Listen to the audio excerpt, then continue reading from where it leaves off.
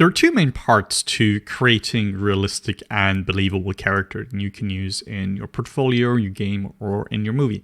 The first part is going to be anatomy, and the second part is going to be design. The correct anatomy is really going to ground the character in the real world. It's going to seem like it's an actual person who could exist in this world. It has the bone, muscles, fat, and skin that we'll get into in the building blocks chapter.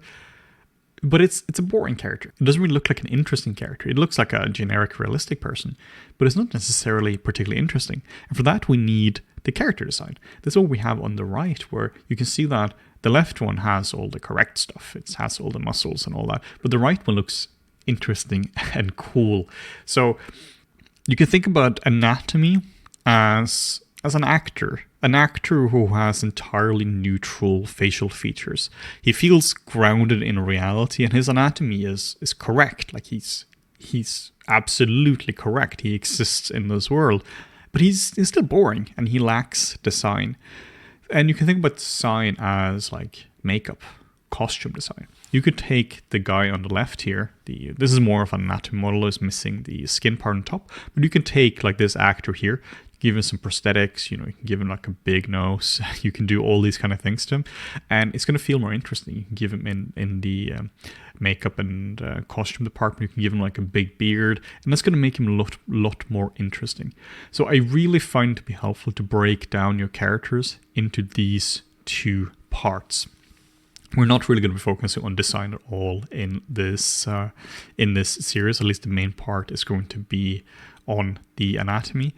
So often I find students to focus on the wrong thing. Instead of separating your work into anatomy and then design, it becomes this like mesh in the middle where it's you're trying to make the character look better, but you don't really know exactly what you should focus on. So you just kind of noodle around it. You just move some proportions up and down, and now you're doing the design at the same time as you're doing the anatomy. The advantage of working in at least mentally separating these into two separate stages is that, let's say you're working on this character here. And design is kind of applied anatomy in a sense. You're working on this guy here, and you want to make him look more interesting, maybe look more realistic.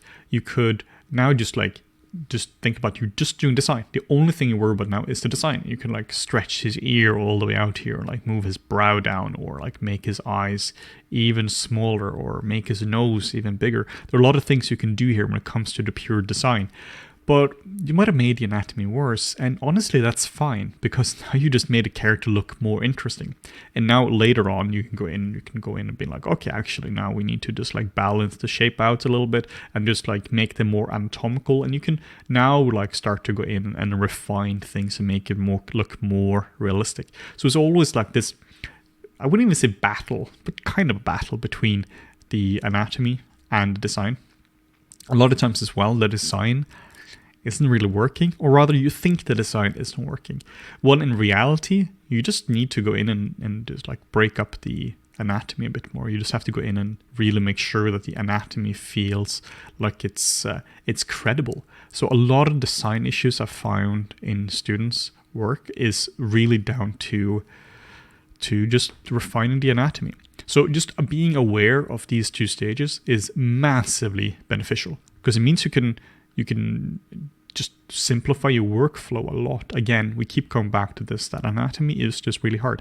Creating characters is just really hard. So by being aware that anatomy is a whole different stage from design is just very, very useful. Another part of anatomy versus design is also that one can be measured and the other one can't.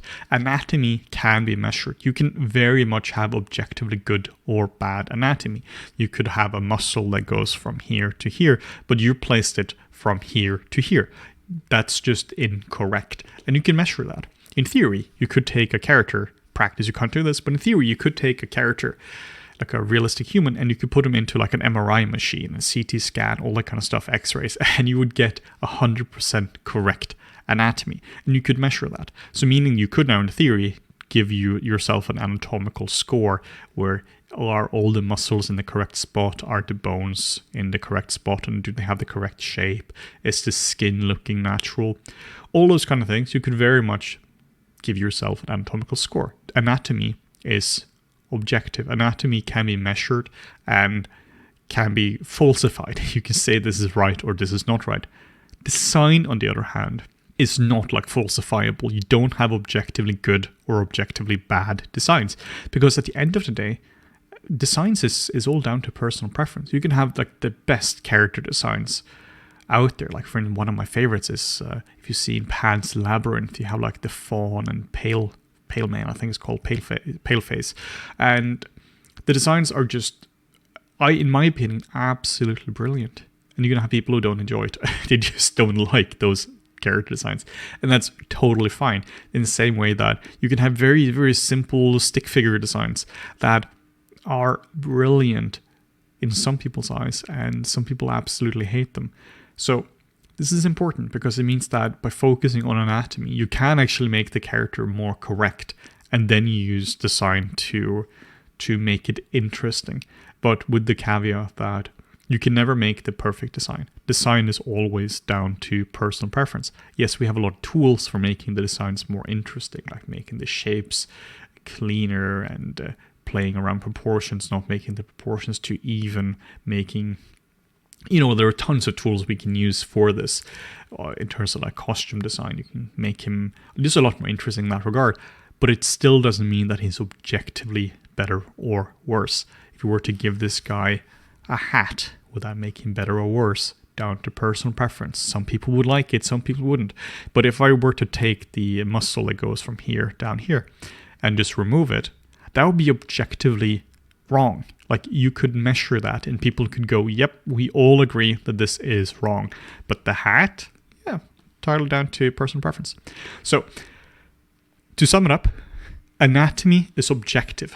The quality can be measured, and that's one of the reasons we study it. And design is entirely subjective.